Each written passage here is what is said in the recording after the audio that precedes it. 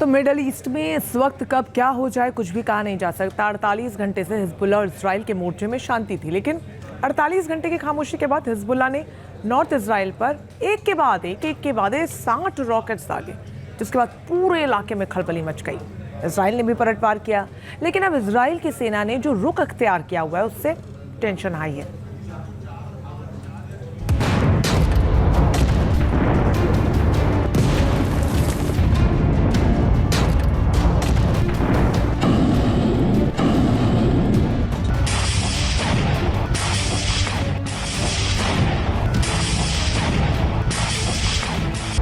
पहला रॉकेट, दूसरा रॉकेट, तीसरा रॉकेट, चौथा रॉकेट। इजराइल की ओर हिजबुल्लाह ने अपने मिसाइलों और रॉकेट्स का मुंह खोल दिया है। करीब 48 घंटे की शांति के बाद हिजबुल्लाह ने उत्तरी इजराइल में कई रॉकेट्स दागे हैं।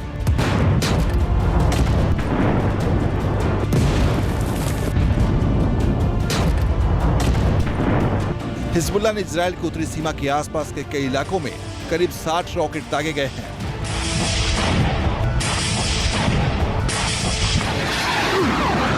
दावा किया जा रहा है कि करीब 15 रॉकेट्स को इंटरसेप्ट कर लिया गया, लेकिन करीब 45 रॉकेट्स नॉर्थ इजराइल के कई इलाकों में गिरे हैं।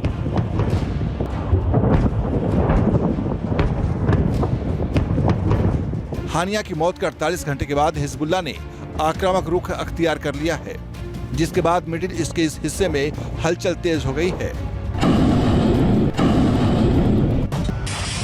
हिजबुल्लाह के हमले का सबसे ज्यादा नुकसान वेस्ट गैलीली में हुआ है, जो नॉर्थ इजराइल का एक हिस्सा है।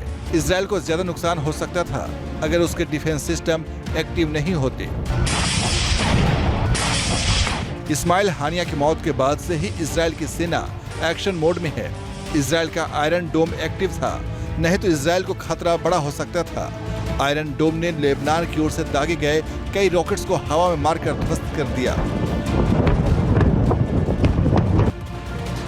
हिजबुल्लाह ने यह अटैक इजराइल से बदला लेने के लिए किया था। दरअसल इजराइल ने बेरूत शहर के दक्षिणी हिस्से में हाल ही में बड़ा हवाई हमला किया था और उसमें हिजबुल्लाह के टॉप मिलिट्री कमांडर फौद शुक्र, जो अल हाजी मोहसिन के नाम से भी जाना जाता था, उसकी मौत हो गई थी। हिजबुल्लाह की तरफ से यह ताजा हमला फौद शुक्र के मारे जाने के बाद हुआ है।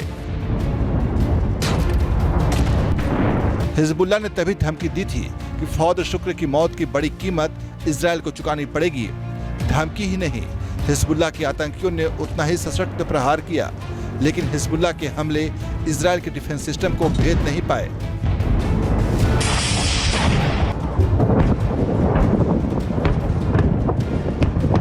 जाहिर है हिजबुल्लाह ने इजराइल पर अटैक करके जो गलती की है उसकी उसे भारी कीमत चुकानी पड़ सकती है। इजराइल ने हिजबुल्लाह के ठिकानों पर फौरन ही पलटवार भी किया। जवाबी कार्रवाई में इजरायली डिफेंस फोर्स ने दक्षिणी लेबनान की येटर में हिजबुल्लाह के रॉकेट लॉन्चर पर हमला किया।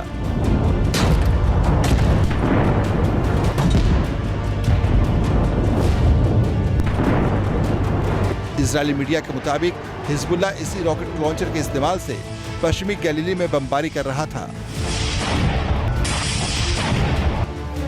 आईडीएफ ने हिजबुल्लाह का हौसला तोड़ने के लिए दक्षिणी लेबनान के रमेश और रामियह के पास के इलाकों में गोलीबारी की।